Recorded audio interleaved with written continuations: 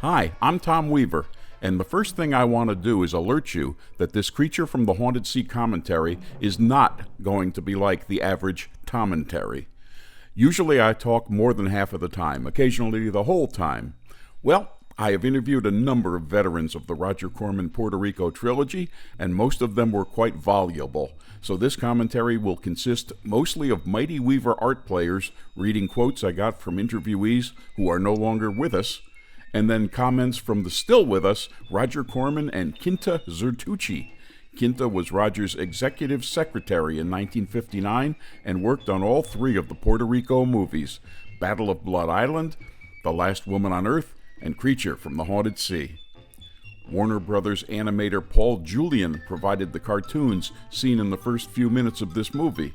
The Fred Katz music we're hearing now is also heard behind the credits of Corman's The Little Shop of Horrors, made several months after Creature from the Haunted Sea. Following the credits, when the narrator, Robert Towne, talks about the Cuban Revolution, that music was lifted from Katz's score for The Wasp Woman. In the summer of 1959, when the three movies were made, Corman was producing movies for his own distribution company, the Film Group. Learning that there were tax incentives to make movies in Puerto Rico, he hatched a plan to shoot 2 pictures there, and 2 turned into 3. The earliest announcement I found, Variety, June 23, 1959. Contracts have just been signed between Roger Corman's The Film Group and Caribe Films of Puerto Rico, whereby companies will co-produce 2 films. According to terms of the pact, Corman's firm receives distribution rights in the United States and Canada, Caribe receives distribution rights in the Latin-speaking countries, and companies split receipts from the rest of the world, unquote. Corman and others were scheduled to leave for Puerto Rico to make these 2 independents on, when else? Independence Day, 1959. To set the mood, I want to devote a little bit of time to the first movie, Battle of Blood Island, and then I need to cover Last Woman on Earth for reasons that will become apparent, and then we'll get to Creature. Starting with Battle of Blood Island means that we start with acrimony. Its star, Richard Devon, was a guy who hadn't enjoyed his experiences on past Corman pictures, Viking Women and the Sea Serpent in particular, and was determined not to work for Corman again. In our 1988 interview, he described how his agent told him that he, Devon, was being offered the starring part in Corman's Blood Island, but assured him that Corman was deep in the background, that Corman would have nothing to do with production. If you think you've heard actors complain about Corman before, oh boy. After being reassured by the agent that Roger really didn't have anything to do with this film, I flew down with the cameraman, Jack Marquette, to the airport in Puerto Rico. And who's there to greet us but Roger? And the first words out of his mouth are, "Why don't we all have a strawberry daiquiri?" So I looked at Jack, Jack looked at me. We both knew Roger, and we were wondering what was going to be happening next. Well, he took us to the baggage area, and we had the daiquiris, and we were chatting, and I finally said, "Roger, where are we staying?" Roger was very exuberant when he said, "Oh, we're all staying at a villa." Now that gets you a little shaky. So they put us in this little dinky car, and they took us to this house. I mean, it's a house, and a small one. And everybody's who's concerned with this film, or with the other films that they were doing back-to-back with it, is chucked into this place. Robert Towne, who ended up writing Chinatown, was there. He was involved with Roger, and he was writing a script in longhand. It was the script for the next film they did down there, The Last Woman on Earth, and Roger wanted to know if I would play the lead. I turned it down because I had 3 shows waiting for me in Hollywood. Tony Carbone flew in and played the part. Anyway, Towne was writing in longhand, and people were cooking their own meals in the kitchen. It was a disaster, the whole thing. Jack and I got together and we said there was no way we were going to go along with this. We wanted some decent accommodations. So we talked to the rest of the people there and we said, "Come on, let's move out of here. Let's do it all at one time." They said it was a good idea. But when the chips were down and it came time for all of us to talk, it was only me and Jack. But Jack and I were very smart in one way. We had round-trip air tickets in our pockets. I was doing the lead in the film, and Jack was the cameraman. If they lost us, they lost everything. There was a lot of dialogue back and forth. We didn't want anything out of bounds or fabulous or anything like that. Just clean. And they finally put us up in the Carib Hilton, which was delightful. And then everybody was mad at us because we didn't have to live in the villa. But that got smoothed over after a while. Devon, whose knee was badly injured on Viking Women and the Sea Serpent, next described an incident that he considered typical of a Corman-produced movie. But before I go, about a minute from now, at around 6:42, watch as Robert Towne accidentally pulls Betsy Jones Moreland's hair. One of the sequences in the film was done with this guy who was the house detective at the Carib Hilton. They hired him to play a Japanese that I was supposed to fight in a scene on the beach. The guy was not an actor. He was a detective. I gave him a crash course in picture fighting, and we started shooting. While we're going through this, the tide's coming in. More and more. Nobody bothered to check the tides in this area. The detective got so involved in the scene, and in the fact that he was doing a movie, that he ran straight at me during a take where I'm holding a bayonet. He scared me to death because I damn near ran him through. I dropped the bayonet off to the side, I spun him around and threw the punch. He took the punch and threw himself back into the water and hits a coral reef. He hit it on his chest and it just shredded him. And by that time the water had come in completely and the sand crabs were jumping in and out of our jackets. But this was typical of a Corman film. He was in the background this time, but you had the feel. You knew that he was there. You're sweet, baby. And finally, Devon described how his working relationship with Corman came to an extremely bitter end. No, it was one day when we were out on location, and Roger came out bringing lunch. There's a large group of us out there, and he brought dry sandwiches with some indeterminate kind of meat on them, and 2 quarts of milk for the whole crew. I had gone through this whole picture. I'm eaten alive by bugs, and we're all tired, just wiped out, so I blew my stack. I said, get him off the set. If he doesn't go, I go. People were trying to settle me down, but I said, get him off now. Boom! And that was the kiss of death. That was the end for Roger and I. Roger had just cut every corner in the world where I was concerned, and where everybody else in the film was concerned. I mean, the fulcrum of Roger's life is a dollar bill, and not in a singular sense. And anything in the world that gets in the way of that monetary move, forget it. You're in deadly, deadly trouble. Or he was rejected by the Navy, Marines, and the SS. Devon also said that the jungle where they shot was so full of bugs, everybody was a mass of welts. Joel Rapp, the director of Battle of Blood Island, said that he got all bit up by chiggers, not in the jungle, but in Corman's quote-unquote villa. I've interviewed a lot of Roger Corman leading ladies, and the one I liked the most was Betsy Jones Moreland.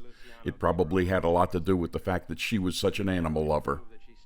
Okay, so maybe the villa will never be a cover story in House Beautiful magazine, but at least it had indoor plumbing. Now hang on. Before Kinta Zertuche talks about the indoor plumbing, I need to mention that she's in her 90s, Roger Corman is 97, and also that I bought my telephone recording equipment from a guy selling stuff off of a blanket on the sidewalk on 45th Street. What I'm trying to say is, Roger and Kinta may be a little hard to understand, so now's a good time to remind you that this commentary is closed captioned, and it wouldn't be a bad idea to turn it on now. Kinta Zertuche, this is the real Kinta, not an actress recreation. Tell us about the indoor plumbing. Something happened to one of the toilets in the houses, and we had to go find a plumber. Nobody knew anything about plumbing, so we had to go find a little place near us to find the plumber to come fix the toilet. We had no idea how to do it. When we came home that night, we found that he hadn't fixed it, that he'd taken it away. He'd taken it back to his shop or whatever it was to fix the toilet. So now we had no toilet. So, and then we had to go round up something to use as a toilet. So we had lots of these little ragged, funny little camping-like experiences that you have when you're shooting on a shoestring in a location that you really know nothing about. Now, my middle name is Fairness, so after decades of letting my interviewees throw shade on Roger Corman's villa, I gave him the chance, when I talked to him a few days ago, to defend the accommodations he provided. I told Corman what my various interviewees had said about his villa and asked him if maybe they were exaggerating their hardships. They're exaggerating a little bit. The house was in fairly decent condition. It wasn't perfect, but in Puerto Rico, it was as good as we could get, is what it amounted to, because there weren't that many houses that you could rent for a short period of time. So it worked out all right. It was not the greatest house in the world. If I could have found a better one, I would have found it. I do know that some of the people who came down to Puerto Rico just rebelled at the house and they moved into hotels. Everybody stayed in the house except Jack Marquette, the cameraman. He wanted to stay in a hotel, so we put him in the Hilton Caribbean. And the house was in San Juan itself, right? A little bit in the countryside. It was near the ocean, but not on the ocean itself. And sharpen them like scalpers. Pete, you mix up a mess of olive oil and green ink. Battle of Blood Island finishes up, and the Corman troupe moves on to the second movie, The Last Woman on Earth. Corman first thought of Allison Hayes for the title role, but instead opted for Brooklyn-born Betsy Jones Moreland, another survivor of Viking women and the Sea Serpent. Anthony Carbone, who had co-starred in Corman's A Bucket of Blood in the spring of '59, now, 3 months later, was hired to play Betsy's husband. Roger Corman had Robert Towne, a 24-year-old wannabe screenwriter, write The Last Woman script, and then, in a surprise twist, he also told Towne he'd have to come to Puerto Rico and co-star in the movie. Corman told me his well-known story about this. When you do talk about the movie, you mentioned that Robert Towne was too slow writing The Last Woman on Earth script, and so you told him, look, you got to finish it down there, and if I'm bringing you down there, you got to act in the movie. Now, that part really makes me scratch my head. How did you have confidence that this guy who had never been in a movie would be able to star in your movie? Did you not worry that he'd be a bust once cameras rolled? As a director, I had no real experience with actors. My degree was in engineering, so I think I caught on to the technical aspects of directing right away, but not the acting. So I enrolled in a method acting class taught by Jeff Corey to learn more about acting. And Bob Towne, who was the writer, was also in the same acting class to do the same thing, to find out more about acting so that it would help his writing. So I had seen him act in the class, and I realized he was a fairly decent actor. How much Spanish did you speak when you went down there in 1959? Very little, almost nothing. But Puerto Rico, it's part of the United States, so most people spoke English. I asked Betsy Jones Moreland for her memories of Robert Towne. It was 1959, and I guess the drug culture was starting, and he was kind of involved with a lot of people who were doing things like that. I don't mean to say he was on drugs on the picture, I don't mean that at all, but he was sort of spaced. I had the feeling he was always off on a cloud somewhere. If anybody had said to me that this man was going to go on to win Academy Awards, I would have said they were stark raving mad. It was his first sale of a script, as far as I know. He was just beginning, and that sort of pleased me, the fact that we were all puppies in a basket together, all doing this wonderful movie, because Roger made us think it was a wonderful movie. Sometime later, I asked Anthony Carbone to talk about working with Town in Last Woman on Earth. He was wonderfully warm, and he was trying things. He was in a trying period at that time. He was very agreeable and very charming, and he really wanted to make a pretty good film. He was also very interested in acting at that time, and I thought he did a nice job in the piece. I told Carbone what Betsy had said about Town, that he always seemed like he was off on a cloud somewhere. Yeah, he was like that. When someone is trying to get all of these things together, to get the writing together, trying to act and so on, I could understand why he was like that. He was very nice, but he did seem like he was a little out of it. Here's a general comment Betsy made about having Roger Corman as her producer-director, as her boss. Roger Corman, as I have said many times, many times, could charm snakes off bird eggs. He could charm anybody into doing anything on the planet. I thought he had the most engaging smile of anyone I've ever known in my life. And he has a gift for making you feel like you're part of something important. Albeit it's not important and you're not part of it. He makes you feel as though it is and you are. I think that's how he's gone as far as he's gone. He just has this incredible ability to charm people. Did you know, says you're a golden angel flower? And now Betsy lets us know what making a Corman movie in Puerto Rico was like. She starts by talking about the villa and the toilet, which you know already, but goes on to talk about other indignities that she and the others had to endure. No, we stayed in a house. All of us in a house. One house with one bathroom. The entire company had to come back from work, and everybody had to go to the bathroom because there weren't any bathrooms in the jungle, believe me. And if there had been, you wouldn't have used them because a barracuda would have gotten your parts. So everybody would come back and use the bathroom, and the toilet immediately plugged up. That would always happen.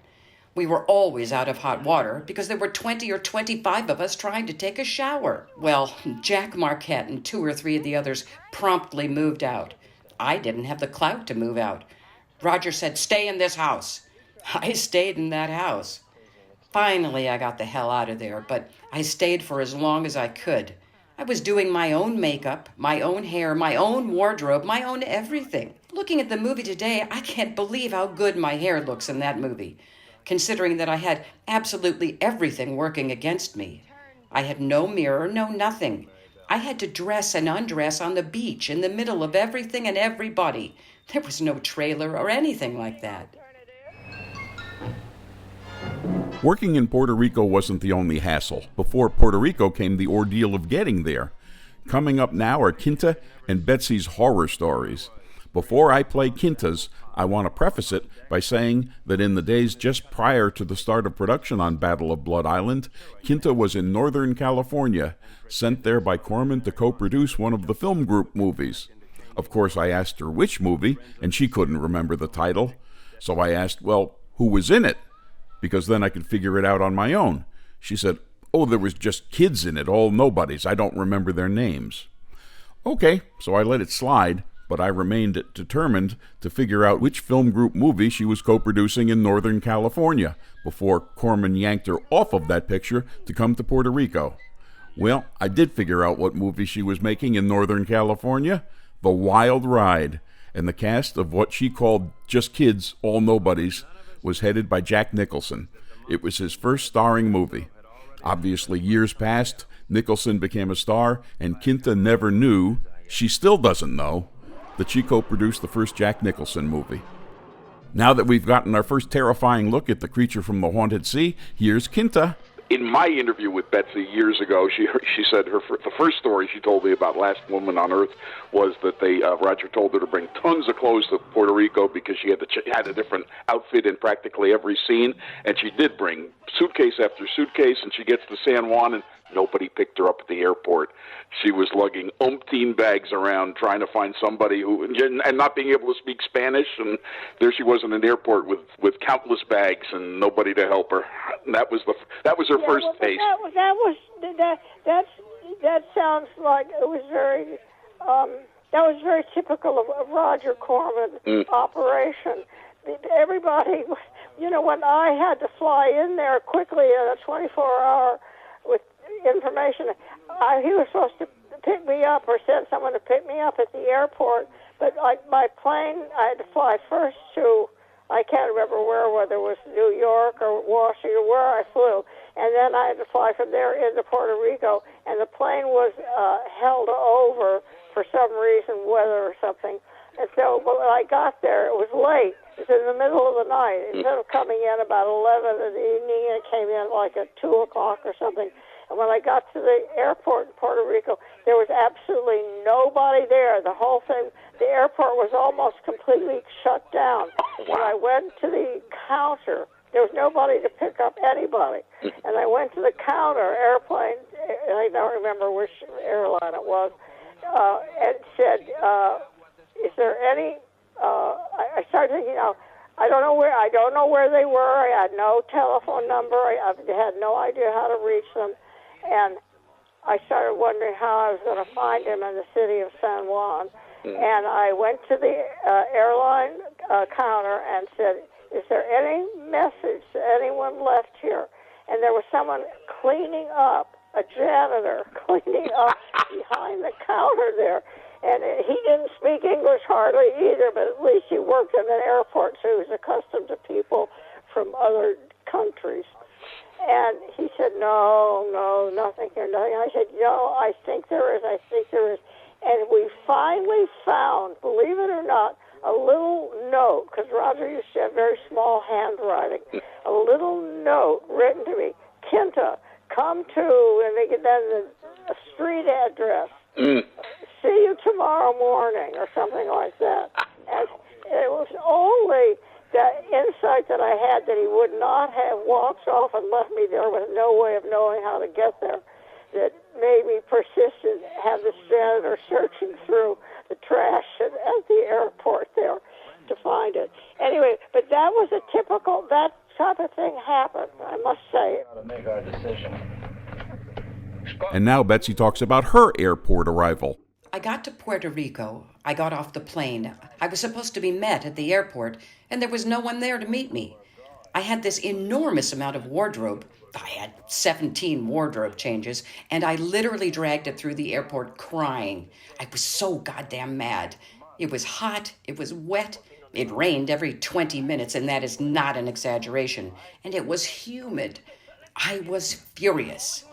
Anyway, they finally took me out of the airport, and they took me to the location where they were shooting that day out in the jungle. Here I see, for the first time in my life, real thatched roofs, houses up on stilts, chickens, 3 and 4 generations living in a one-room house.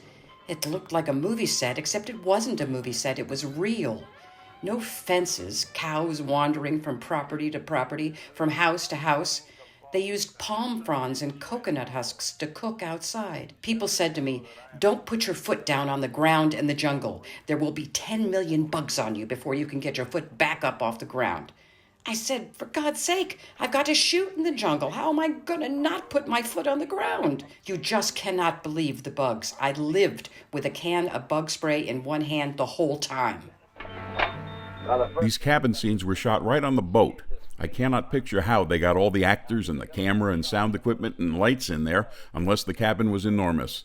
Anthony Carbone comes off as very Humphrey Bogart in this movie, between his look and the cigarette hanging off his lip and the fact that he's kind of dressed like Bogart dressed when Bogart played a boat captain, a sports fisherman, but also the captain of his own boat, into Have and Have Not. I asked Carbone if he thought he came off well doing comedy in A Bucket of Blood and Creature. I think I came off fairly well. In Bucket of Blood, the problem there was that the character wasn't really defined enough for me to make a move with him, and so he was stuck just in one phase. There was no reason why this guy wouldn't have done something once he knew that all these things, the murders, were happening. I don't think they made enough of him, and so I was limited. But sometimes a limitation gives you a certain freedom. Do you know what I'm saying? If you know your limitations, sometimes you're free to act. That does occur. As a matter of fact, that's a kind of a theory that I have about acting. Anybody can find his possibilities because they're endless. But what are his limitations? It's like a golfer. You want to play golf like a shark, but you can't. You're limited in your talents. You're limited in a lot of things. I'd like to sing like Caruso, but I can't. So therefore, when I sing, I'm free. because I can just sing what I can do. The point. Robert Towne wrote Last Woman on Earth for Corman and The Tomb of Ligeia a few years later. And then, a bit more famously, he wrote Chinatown about a decade after that. He's written a lot of other movies that I've heard of, and he's still around. He's about to start his 90th year, unless I just jinxed him. And I should have tried to get him, too, on this commentary, but I happen to know that when Fred Olen Ray put Last Woman on Earth and Creature from the Haunted Sea on video a number of years ago, he got Roger Corman to participate, he got Betsy Jones Moreland and Anthony Carbone to do commentaries, and he tried his darndest to also get Towne. And Towne never responded, not even with a no. Who knows what happened? Maybe he's got an assistant or a secretary who doesn't even tell him about requests like that, so I won't jump to any conclusion. Nevertheless, believe me, my time is not particularly valuable, but still I didn't have any great desire to write letters and or emails that'd probably end up in garbage cans, so I decided to pass on Mr. Towne. But I would have loved to have him. A little bit ago, Roger Corman mentioned that his DP on these 3 Puerto Rico movies, Jack Marquette, was the only one who rebelled at staying at the villa and had to be put up at a hotel. Other people involved on Creature told me that they too insisted on going to a hotel, but Corman didn't mention any others to me, and neither did Marquette, so I do have a feeling that Marquette was the only one. Because he photographed and produced my favorite movie, Attack of the 50-Foot Woman, Jack Marquette was one of the first people I interviewed, 1984, and I got him to tell his side of this story. In the momentary absence of a mighty Weaver art player, and as Beach Dickerson prepares to enjoy his lollipop, I'll do this one myself. Roger Corman's legend is well earned. He's too stingy to believe. He decided he was going to make 2 pictures in Puerto Rico, and I was going to be the director of photography. I got off the plane at Puerto Rico, and Roger was right there. Whenever you arrive in Puerto Rico by plane, Puerto Ricans give you a free drink at the airport. Welcome to Puerto Rico!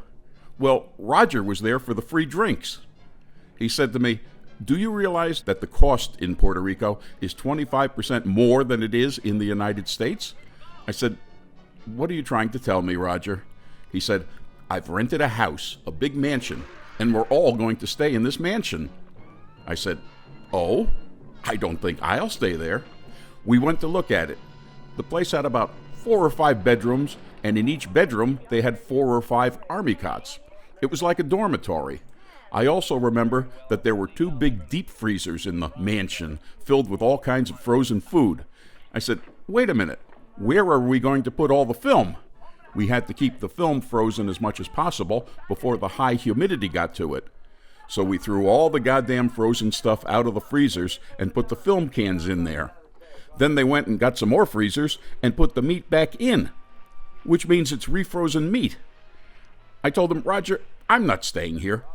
This was still 5 days before we were supposed to start shooting, so he had plenty of time to get somebody else to come. So Roger and I got into his Volkswagen, and he showed me another place I could stay if I wanted, a cabana off the swimming pool.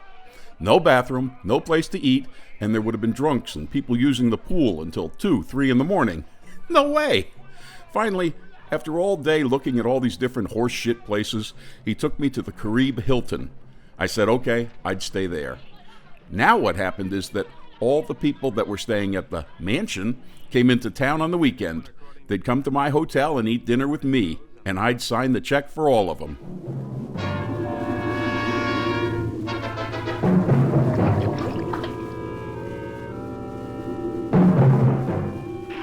End-of-life on Earth movies were plentiful in the 1950s. In 1959, the year that Last Woman on Earth was made, there were several other movies in that subgenre, either released or made. The World, the Flesh, and the Devil turned the end of the world into a romantic triangle story, the way Last Woman on Earth did. And there was also Beyond the Time Barrier. Then, just like Betsy and Anthony and Robert Towne here, Gregory Peck and Ava Gardner were among the named stars on the beach.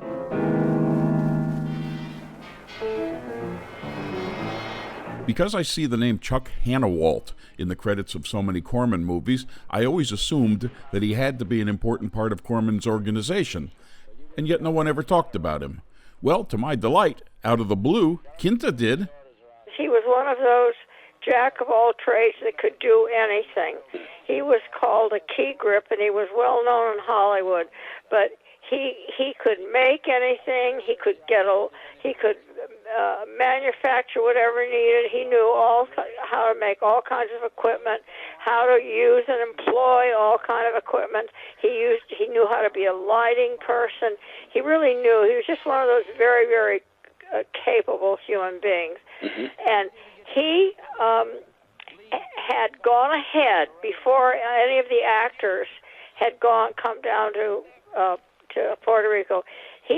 Chuck had gone ahead, and out of it, this was so amazing to me, but I saw him do this over and over again. He had gone, and out of a group of workers, just ordinary, non-English-speaking workers, he had created a film crew of about 10 or 12 people who worked with us throughout the whole time we were there. And he put together this group of young men that were all set up and ready to go and were working hard. And we had this crew, and they were unbelievable because they knew Puerto Rico, and they knew the locations, and they knew where to go, and they were all the contacts for us. And so it worked marvelously. Then I asked her to talk about another ubiquitous character in Corman pictures, on camera and behind the scenes, Beach Dickerson. Well, Beach is another one of those oddball characters that Roger had in his wake that was a wonderful character. Beach came from, I believe, Georgia, and he had come to California when he was in the service, World War II, as a young recruit into the Army, and had worked had gone to the canteen in Hollywood where a lot of the stars used to go down and dance with the young soldiers that had come there. They were on leave in Hollywood. Yeah. And that's how Beach got to Hollywood. And that was the only way he got to Hollywood, because he never thought of being in Hollywood before that. So he became friendly with a number, and he was the only one when we were very young that knew any stars. And he knew them because he had danced with them at the Hollywood canteen at the end of World War II. Mm-hmm.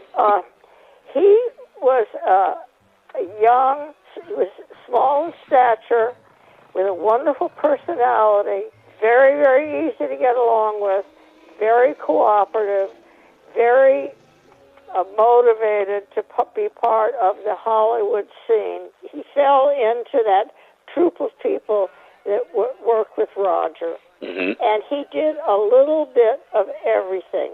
He was sort of like a Chuck Hannawalt in training.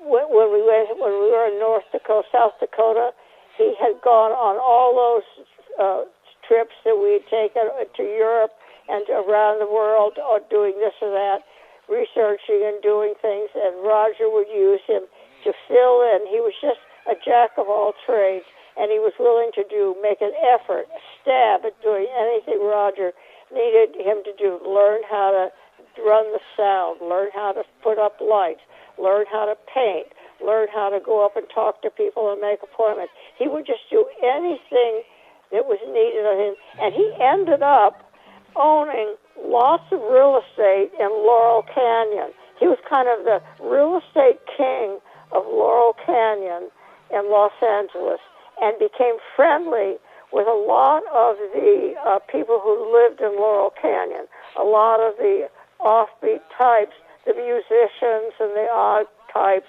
that lived and flourished in Laurel Canyon. And he used to he'd buy these little houses, he'd fix them up, and he'd put in them all these young hippie-type people, and he knew everybody because of all these contacts and because of his wonderful personality. You found this woman in San Juan? Well, she was living in a sorority house down by the dock. One more Kinta recording. I got so many memories out of her about these movies. She starts by saying that she remembers the Puerto Rico adventure as mostly a nice time. It was really quite pleasant, except it was very hands-on. Like, for example, I had to get some. We had a scene that needed some baby chickens in one of the movies, little baby chicks, and so I had the responsibility to go find baby chicks. And there were no baby chickens right in the center of San Juan in Puerto Rico. They were out in the country. So I had to go with one of these young Puerto Rican men, non-English speaking men, out to some farms that only he knew about and find some farm that could provide us with baby chicks to come back. And then we all had the responsibility of keeping these things alive and happy till the day came when we had to shoot them in the scene. And we had all kinds of funny experiences like that. Idiot! Let's keep this thing firm. You all right? Oh, yes. All right, we're ready. What's the Cuban army? I don't know, but I'm ready. Renzo Capato is about to get the Cubans underwater where he wants them. Soon, as Sparks Moran hilariously puts it, the sea will be cluttered up with Cubans.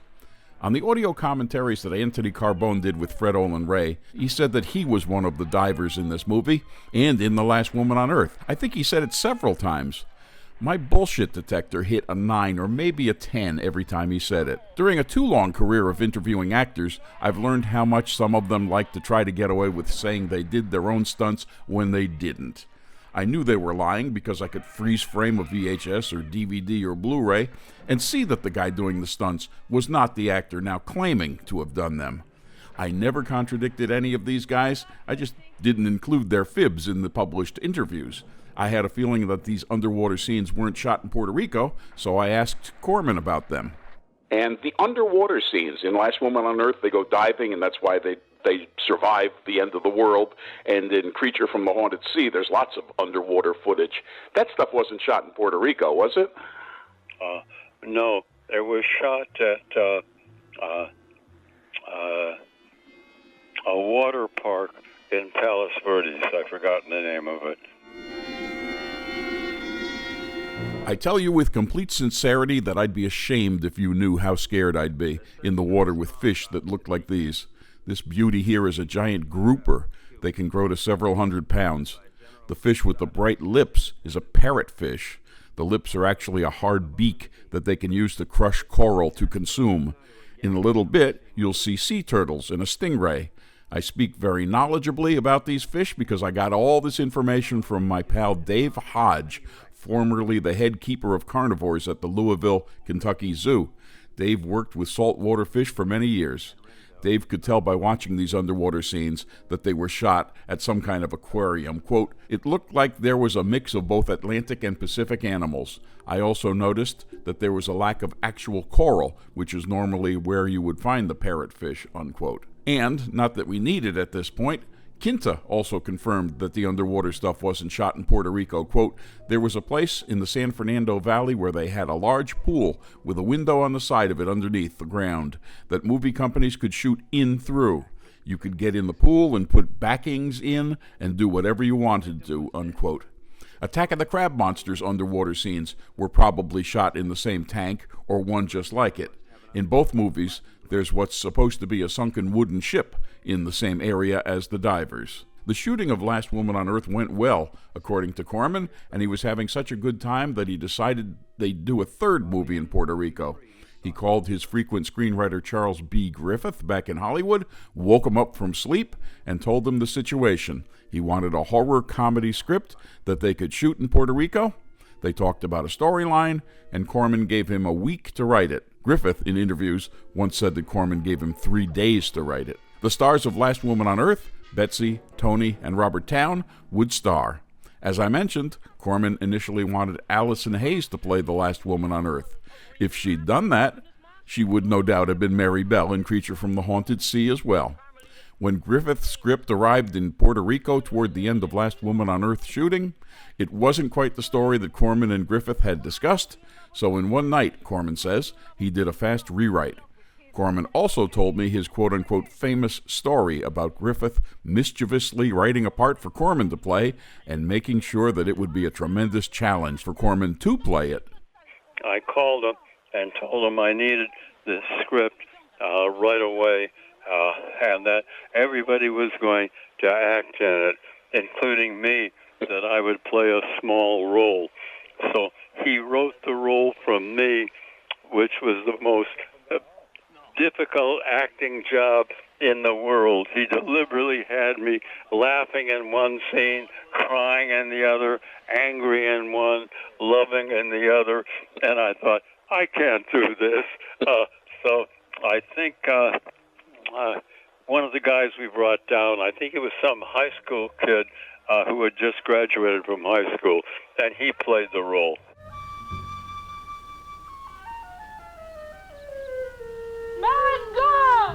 The woman is Blanquita Romero. Her character name is Porcina, which is Spanish for swine. She was also in the Puerto Rican-made Flight of the Lost Balloon with Marshall Thompson and Mala Powers, playing another outrageous character, a gross, drunken African queen. This movie started out with the title The Seasick Monster, which would at least have let people know, as they came into the theater, that they were going to see a comedy. The initial plan was for it to be released in early 1960, but it got delayed again and again. Roger Corman doesn't remember why. In May 1960, there were announcements that it would be released as Journey to the Bottom of the Sea, a title so similar to Journey to the Center of the Earth that you just know that Corman was trying to make it sound like a Jules Verne kind of picture, since Jules Verne was in vogue. Then, at last, it became Creature from the Haunted Sea, now perhaps inviting confusion with Creature from the Black Lagoon.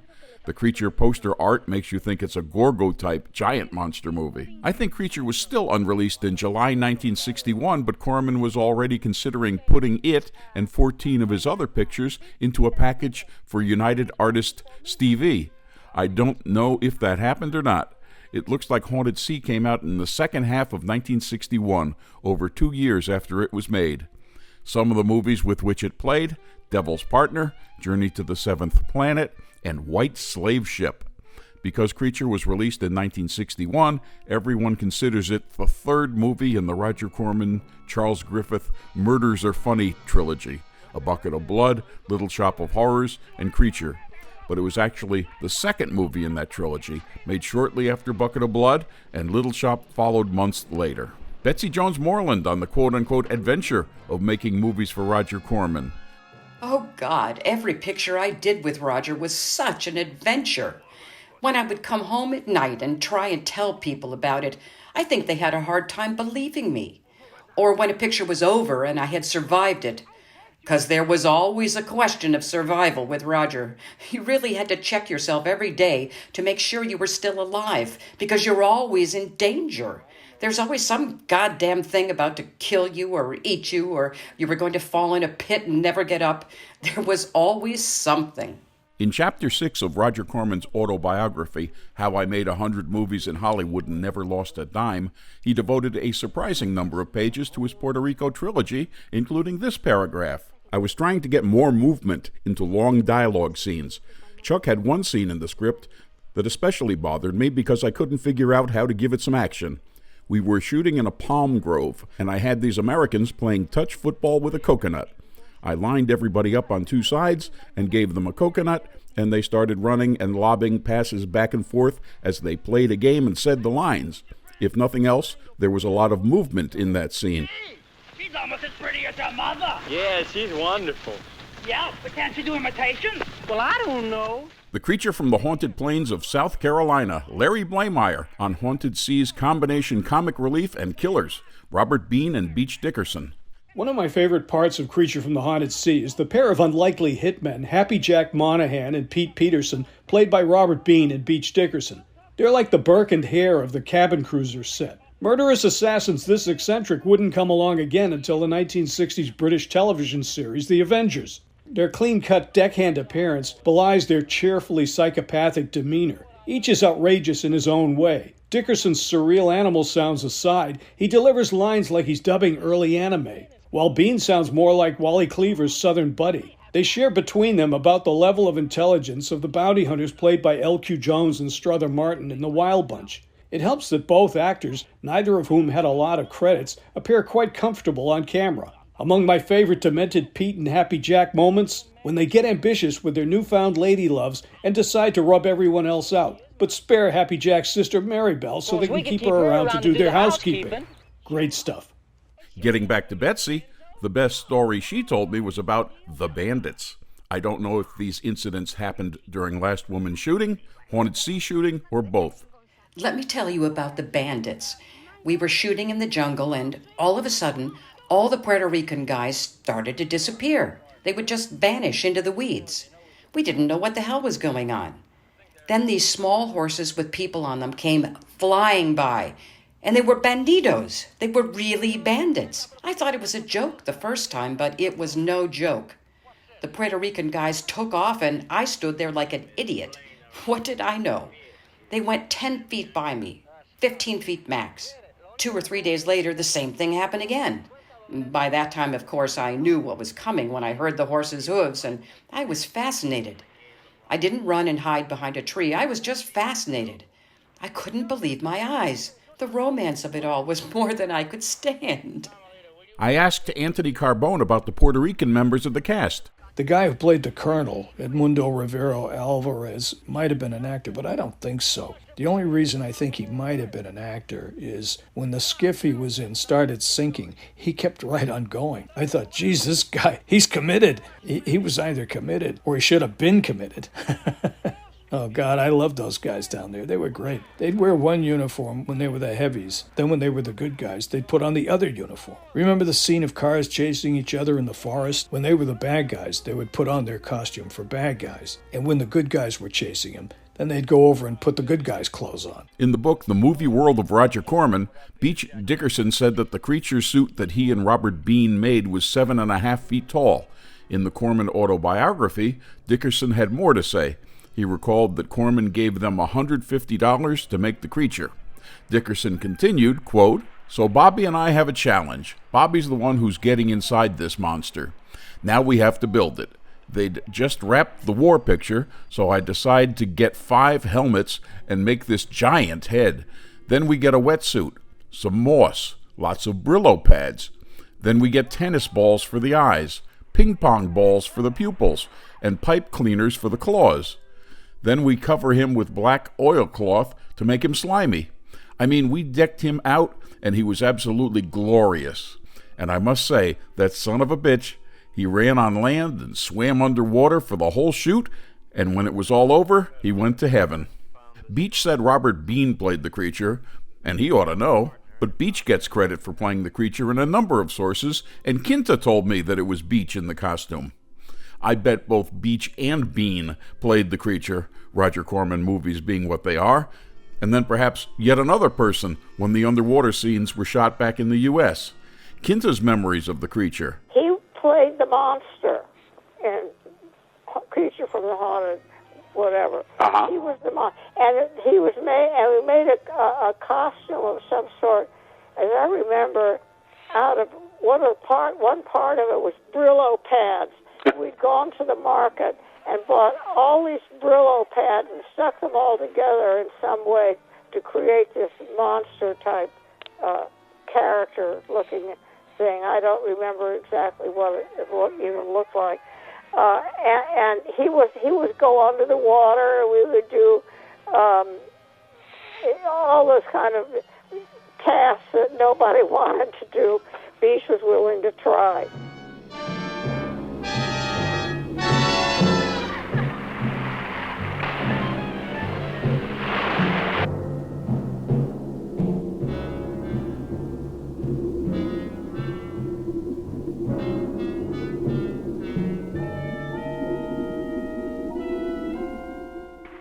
Anthony Carbone on how he thinks Roger Corman should have done the creature scenes.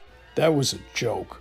We really had to do some deep concentration in order not to laugh when we saw it. The kid who played it was all right. He really tried to be that creature, whatever that creature was to him. Once Roger saw it, he should have decided to shoot the creature scenes from the creature's point of view, so you never saw the creature. That would at least keep a semblance of some fear, because when you see this creature, you gotta laugh. Not that the laughter isn't good, but the laughter should not be about the creature. It should be about the actions of the creature. For example, when the creature kills, you should take the action from the actor to make it funny. His eyes pop out, or he puts his finger in his mouth like a child, or some humorous little bit that the person being killed could do. Therefore, you sustain both the secrecy of this thing and bring out the comedy. Then I think it would have been at least plausible in a way.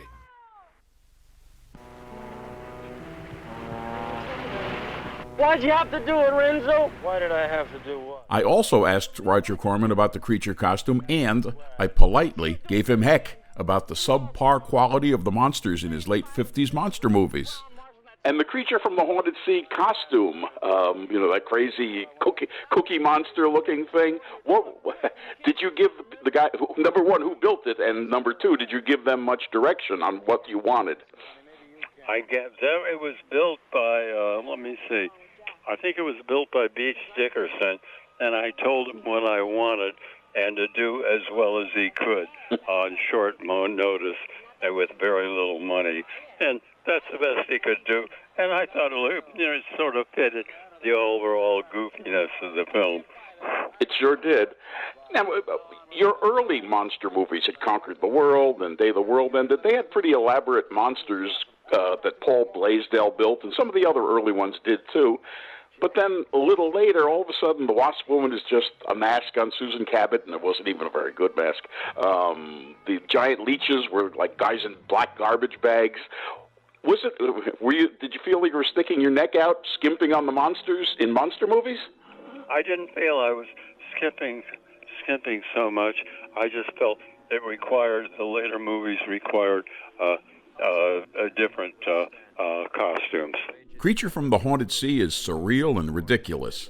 The far-out storyline, the performances and dialogue, certainly the creature itself, but also, very importantly, the music cues, which might well have been titled Kooky People Doing Kooky Things. Fred Katz gets a screen credit, a card all to himself, but I don't think very much of the music in this movie is new. It may all have been recycled out of past Corman pictures. Musicologist David Schechter categorizes it as mostly jazzy and impressionistic, with no obvious melodies, the music mainly being used to underscore general action or to create mood, rather than to identify specific thematic elements of the picture. And as I briefly mentioned earlier, Corman fans had heard most or all of it before. The main title we know from Little Shop. The main title from The Wasp Woman is heard again and again as action music. There's some Bucket of Blood, etc. Gene Corman's Beast from Haunted Cave was another movie that reused a lot of Katz's Wasp Woman music, but on Beast, Katz went uncredited.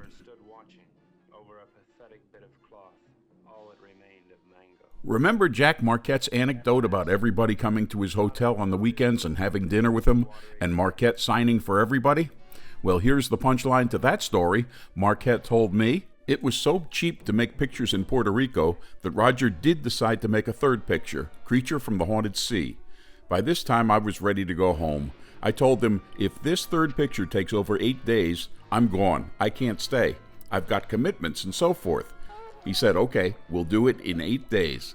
Meanwhile, his secretary never paid the bill at the Caribe, the bill for me and the other people I'd signed for. I told Roger, "Your girl hasn't paid the bill. They won't let me out until the bill's paid." He said he'd talk to her. Another couple of days go by, and still the bill is unpaid. I said, "Roger, if this bill isn't paid, you're not going to be able to release any of these 3 pictures you've made, because part of them is going to be missing." Because I had the negatives. That's when Roger finally paid the bill, and I went home.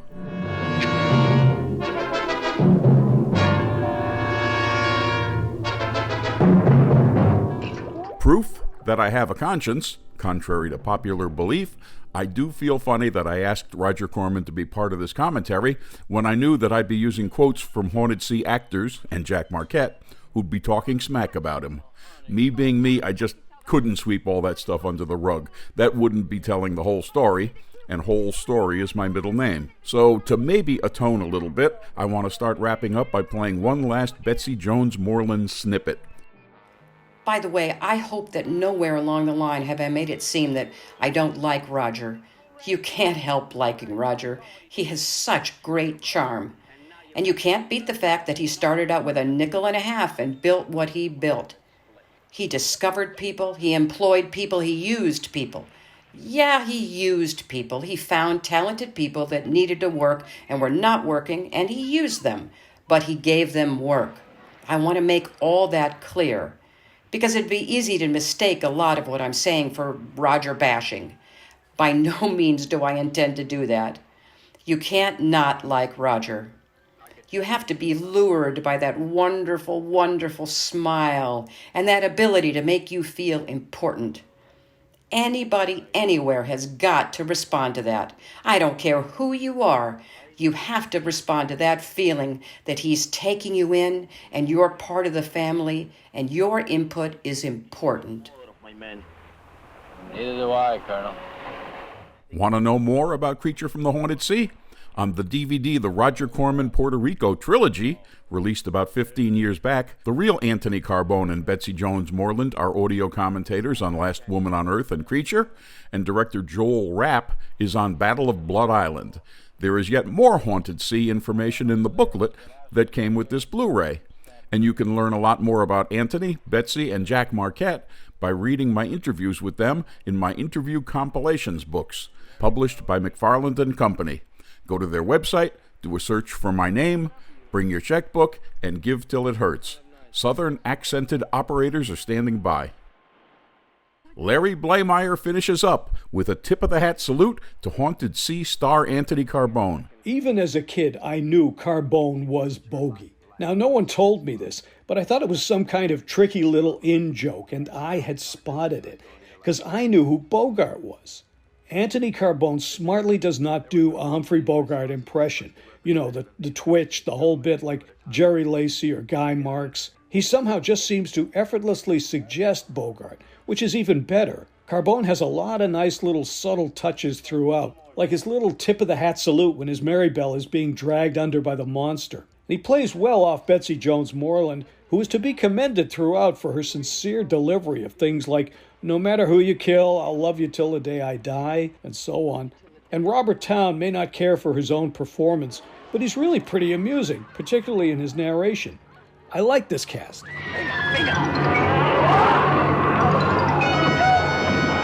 My final question for 97-year-old Roger Corman. You're 97. Everybody tells me you're still in good shape. Everybody tells me you've got all your marbles, and I can tell talking to you right now that you do. Is it just genetics? Is it just the luck of the draw? Or is there something in your life that you can point to that you think might have helped you reach this peak? I think it's partially genetics, and partially I've made an attempt to sort of eat the right foods, exercise, and so forth.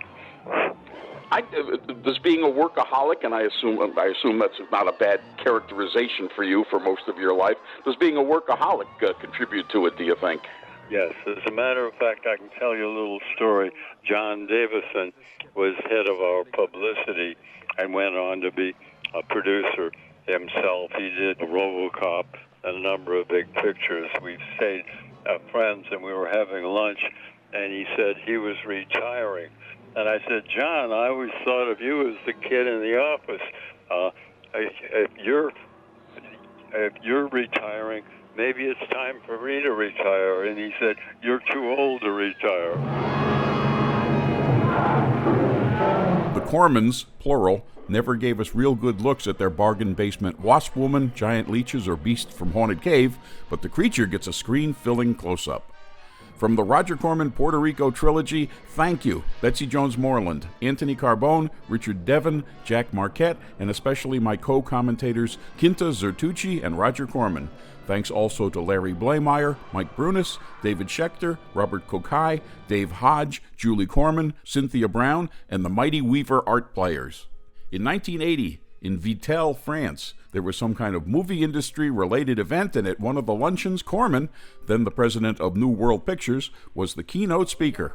He talked about finding and recognizing new talent, I guess he was known for that even back then, and discussed New World's most expensive film, the upcoming Battle Beyond the Stars. He also reminisced for his capacity audience about some of the cheapy horror films he had turned out in the past, and said that by the time he made Creature from the Haunted Sea, he was so tired of monster movie formulas that, quote, I ended the movie with the monster killing the entire cast, then sitting on their bones and picking his teeth, unquote. Yes, he did. Good night, whatever you are, and thank you for listening. But I was wrong. The real killer was the monster. So what? You're beautiful. So I got the girl. And guess who got the gold?